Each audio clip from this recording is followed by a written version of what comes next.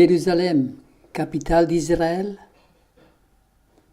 Jérusalem, Jérusalem, qui tue les prophètes et qui lapide ceux qui te sont envoyés. Combien de fois ai-je voulu rassembler tes enfants, comme une poule rassemble ses poussins sous ses ailes, et vous ne l'avez pas voulu. La destinée de Jérusalem était glorieuse, mais elle a perdu l'opportunité historique que Dieu lui avait offerte. Elle aurait pu être la capitale du monde, l'admiration de tous les peuples. Donald Trump vient de reconnaître Jérusalem comme la capitale de l'État d'Israël. Les réactions des pays arabes ne se sont pas fait attendre. Le peuple juif avait été choisi par Dieu pour porter le message du salut au monde, mais il n'a pas compris sa mission. Il a pensé que le salut lui était réservé exclusivement. Il s'est accaparé le message pour lui-même. Les prophéties bibliques annonçaient la venue du Messie, mais malheureusement, celui-ci est venu et il n'a pas été reconnu. Le Messie fut crucifié par le peuple censé l'attendre. Quelle tragédie! En rejetant et en crucifiant le Messie, le peuple juif en tant que nation a perdu ce rôle privilégié dont il jouissait. Leur capitale Jérusalem fut détruite et le peuple juif dispersé dans le monde entier. Ce fut la diaspora. Dans le plan divin, Israël en tant que nation ne devait jouer aucun autre rôle. La création de l'État d'Israël en 1947 fut un acte purement humain, fruit des manœuvres politiques malhonnêtes. Le vote des Nations Unies pour la création de l'État d'Israël fut acheté par les puissants de ce monde, et la guerre avec les Arabes éclata tout de suite. Depuis, les conflits n'ont pas cessé en Palestine. La Palestine appartenait aux Palestiniens. Les Juifs avaient été condamnés à mener une vie errante, puisqu'ils avaient choisi Barabbas plutôt que Christ. Le sang du Christ est retombé sur eux et sur leurs enfants, selon leurs souhaits. Les principaux sacrificateurs et les anciens persuadèrent la foule de demander Barabbas et de faire périr Jésus. Pilate, voyant qu'il ne gagnait rien, mais que le tumulte augmentait, prit de l'eau, se lava les mains en présence de la foule et dit « Je suis innocent du sang de ces justes, cela vous regarde. » Et tout le peuple répondit « Que son sang retombe sur nous et sur nos enfants. » Au moment où Pilate se lava les mains en disant « Je suis innocent du sang de ces justes », les prêtres se joignirent à la foule ignorante pour clamer « Que son sang retombe sur nous et sur nos enfants. » Voilà comment les conducteurs d'Israël firent leur choix. Leur décision fut enregistrée dans le livre que Jean entrevit en vision, dans la main de celui qui était assis sur le trône, livre que personne ne pouvait ouvrir. Au jour où il sera décelé par le lion de la tribu de Juda, l'esprit de vengeance caché dans la détermination des chefs juifs leur apparaîtra clairement. Le peuple d'Israël avait fait son choix. Désignant Jésus, il avait dit « Non, pas lui, mais Barabbas ». Barabbas, le brigand et le meurtrier, représentait Satan. Le Christ représentait Dieu. Le Christ avait été rejeté. Barabbas avait été choisi. Ils allaient avoir Barabbas. En faisant un tel choix, ils acceptaient celui qui a été menteur et homicide dès le commencement. Satan était désormais leur chef. C'est lui qui allait dicter ses volontés à la nation. Ils accompliraient ses œuvres. Ils auraient à supporter son gouvernement. Ce peuple qui préférait Barabbas au Christ devait éprouver la cruauté de Barabbas aussi longtemps que le temps durerait. Le sang du Christ est retombé sur eux et sur leurs enfants. Barabbas est le dirigeant de la nation juive. Il leur fait croire que les prophéties de l'Ancien Testament sont toujours valables pour eux en tant que peuple. Ils voient dans la décision de Donald Trump un accomplissement prophétique et ils pensent que bientôt ils pourront construire le troisième temple où le Messie viendra personnellement. Il nous est dit que ce peuple qui préférait Barabbas au Christ devait éprouver la cruauté de Barabbas aussi longtemps que le temps durerait. En regardant l'agneau de Dieu, battu et humilié, les Juifs avaient dit que son sang retombe sur nous et sur nos enfants. Ce terrible cri monta jusqu'au trône de Dieu. Cette sentence prononcée sur eux-mêmes fut inscrite dans le ciel. Cette prière a été entendue. Le sang du Fils de Dieu est resté comme une malédiction perpétuelle sur leurs enfants et sur les enfants de leurs enfants.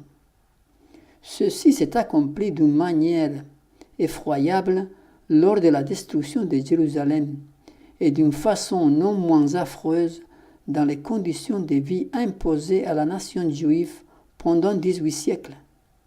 Un sarment retranché du cep, un sarment mort et stérile, bon seulement à être ramassé et jeté au feu. D'un pays à l'autre, à travers le monde, et de siècle en siècle, mort par ses fautes et par ses péchés. Cette prière sera exaucée d'une manière encore plus effroyable au grand jour du jugement. Les prêtres et les chefs reverront la scène qui s'est déroulée dans le tribunal. Chaque circonstance se présentera à eux comme gravée en lettres de feu.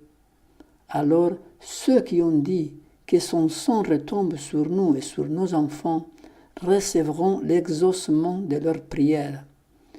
Tout l'univers saura et comprendra. Les hommes verront contre qui ils ont fait la guerre, eux, êtres pauvres, faibles et bornés.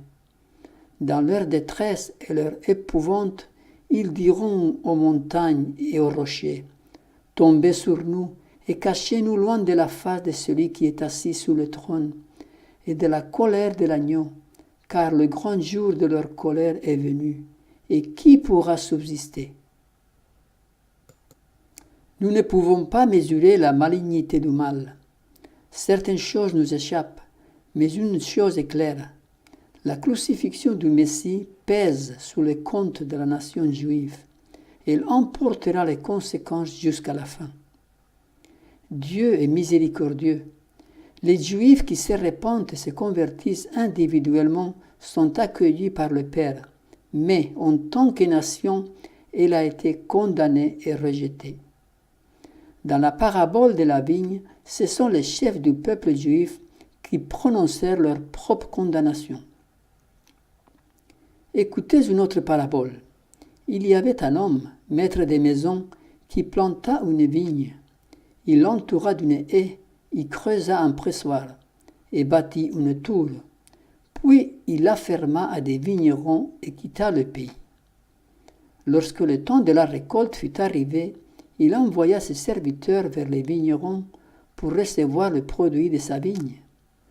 Les vignerons, s'étant saisis de ses serviteurs, battirent l'un, tuèrent l'autre et lapidèrent le troisième. Il envoya encore d'autres serviteurs, en plus grand nombre que les premiers, et les vignerons les traitèrent de la même manière. Enfin, il envoya vers eux son fils, en disant « Ils auront du respect pour mon fils. » Mais quand les vignerons virent le fils, ils dirent entre eux « Voici l'héritier, venez, tuons-le, et emparons-nous de son héritage. » Et ils se saisirent de lui, le jetèrent hors de la vigne et le tuèrent. Maintenant, lorsque le maître de la vigne viendra, que fera-t-il à ces vignerons? Ils lui répondirent, il fera périr misérablement ces misérables, et il affermera la vigne à d'autres vignerons qui lui en donneront le produit au temps de la récolte. Jésus leur dit, n'avez-vous jamais lu dans les Écritures, la pierre qu'ont rejetée ceux qui bâtissaient est devenue la principale de l'angle? C'est du Seigneur que cela est venu, et c'est d'un prodige à nos yeux. C'est pourquoi je vous le dis, le royaume de Dieu vous sera enlevé et sera donné à une nation qui en rendra les fruits. Celui qui tombera sur cette pierre s'y brisera, et celui sur qui elle tombera sera écrasé. Dans la parabole de la vigne, après avoir montré aux prêtres comment ils mettaient le comble à leur méchanceté, le Christ leur posa cette question. Lorsque le maître de la vigne viendra, que fera-t-il à ces vignerons? Les prêtres, qui avaient suivi son exposé avec un profond intérêt, ignorant les rapports qui existaient entre eux et le sujet en considération, se joignirent à la foule pour répondre. Il fera périr misérablement ces misérables, et il affermera la vigne à d'autres vignerons, qui lui en donneront le produit au temps de la récolte. À leur insu, ils venaient de prononcer leur propre condamnation. Jésus jeta sur eux un regard scrutateur, et ils comprirent qu'il lisait les secrets de leur cœur.